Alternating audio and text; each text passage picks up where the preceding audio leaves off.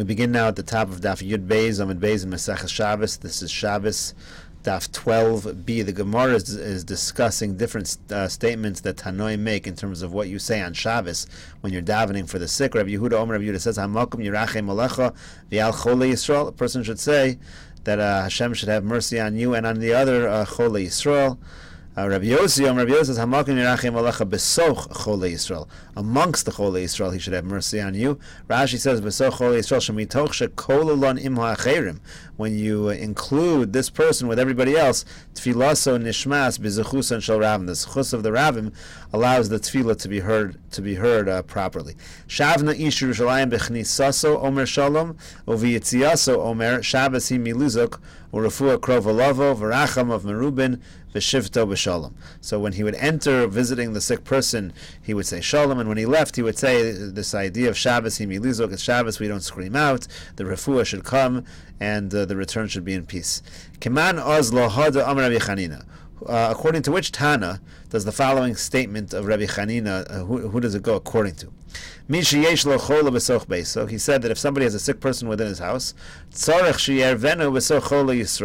should include him amongst the Cholei Yisrael. Keman Rabbi Yossi, who does that follow? Of course it follows Rabbi Yossi, who used the language of Besoch Cholei Yisrael.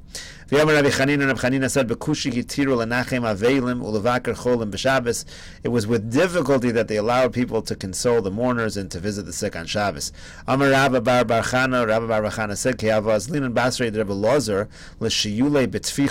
so when we were following Rebbe Lozer, we would ask him to ask him about the sick, to inquire after the sick, to visit the sick. Zimnin Amar Hamakam Yifkedecha l'Shalom, v'Zimnin Amar Achmani Yidcherinach l'Shalom.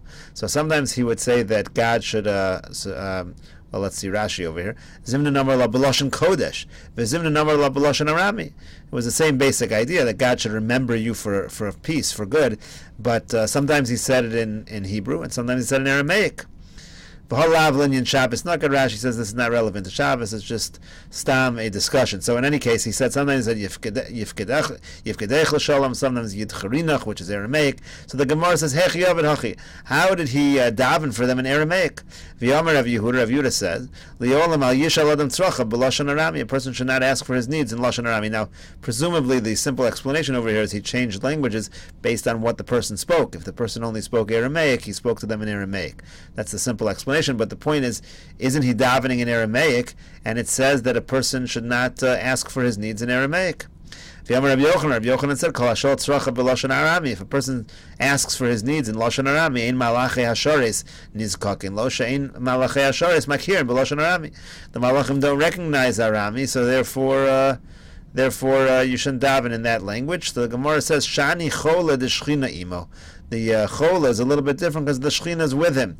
The Amar Ravanan, Amar Rav, because Ravanan said the name of Rav, minayin sheshchina soed es achola. How do we know that the shchina sustains the chola? Shenamar, like it says, Hashem yisadenu al eres davoy. That Hashem yisadenu, there's a lashon of soed on his bed, on the bed when he is sick. Tanya nam yahachi anichnas levakar es achola lo yeshev al gabe mita v'lo al gabe kisei. Person who's going to visit the sick should not sit on top of a bed or a chair. The idea is he shouldn't be higher than the level of the chola.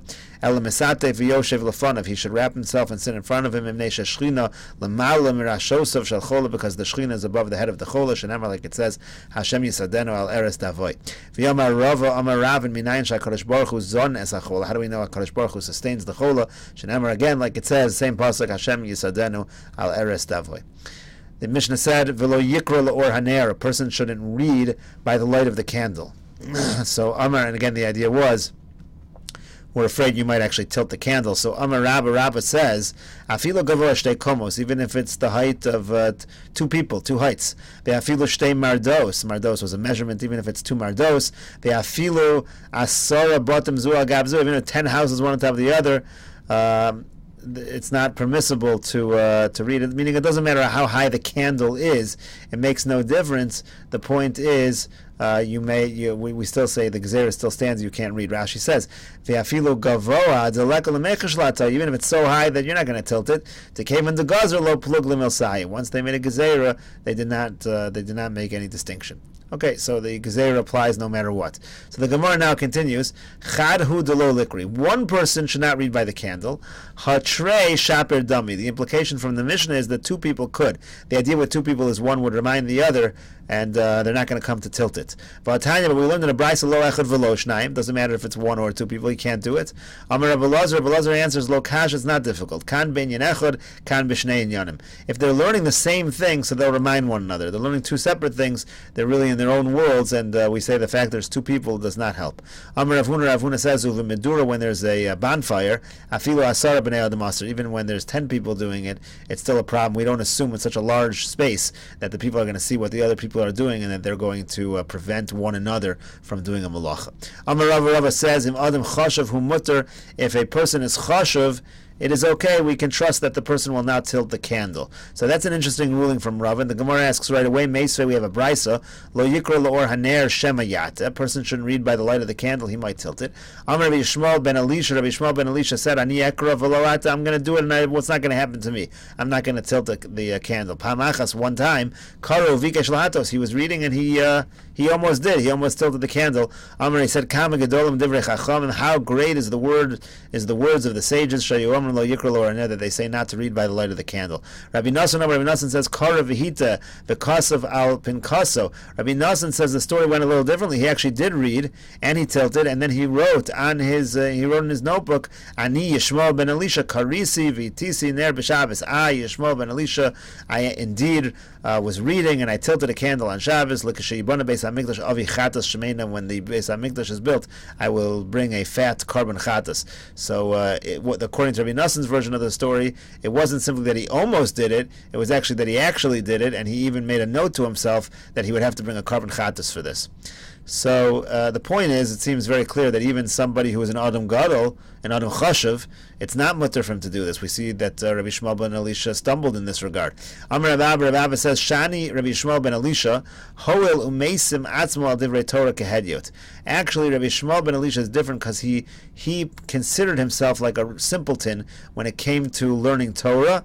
And so therefore there actually was a suspicion that he might come to it. So the idea here is that Rabbi Yishmael ben Elisha, even though of course he was an Adam Chashav, he was somebody who basically waived his honor when it came to the Torah. He treated himself like a commoner, and since he treated himself like a hedyot, therefore he indeed might come to tilt the candle on Shabbos. Tani Chada, we learned in a brisa, Shamish bode kosos u'ka'aros lo haner. It says that a shamish is allowed to check the cups and the plates, make sure they're not dirty by the light of a candle. V'tani Yidach, we have another brisa that says lo yivdok, he's not allowed to.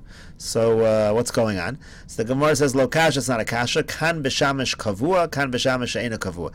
It depends if the shamish is an established shamish in the house, or if he's somebody who is temporary, he's coming in and out. What's the difference between these two things? Rashi explains as follows. Shamish kavua lo yivdok mimnei she'emas rabu olav. Shamish kavua has he fears his master. So im yimtza behen davar megunu vod kon yafiso v'chashinu la'atoy. When it comes to a shamish kavua, he's afraid that if there's something dirty, he's afraid of his master, and therefore he actually will. We're afraid that he will come to tilt the candle. She'eno kavua lo rami la'kuli hai. If somebody who's just coming in temporarily, he's not that concerned with the dirt. We don't think he's going to tilt the candle to make sure that every single piece of dirt is removed. So that's the first answer. It depends whether the shamish is afraid of every little piece of dirt or not. If anybody's saying hava shamish kavua, both are talking about the shamish who's indeed afraid. It depends what kind of oil or whether it's naft. The idea here is b'denafta shumasrich. It smells bad. Mutter livdok lower delasi lahatas. When something smells bad, the candle smells bad. He's not going to tilt it to add fuel to the fire. It's going to increase the smell. It will remind him. Whatever the case, he's not going to do it in such a situation. Ibayu, they asked shamish she'eno kavua b'demishchama. What if you have a shamish that's not kavua?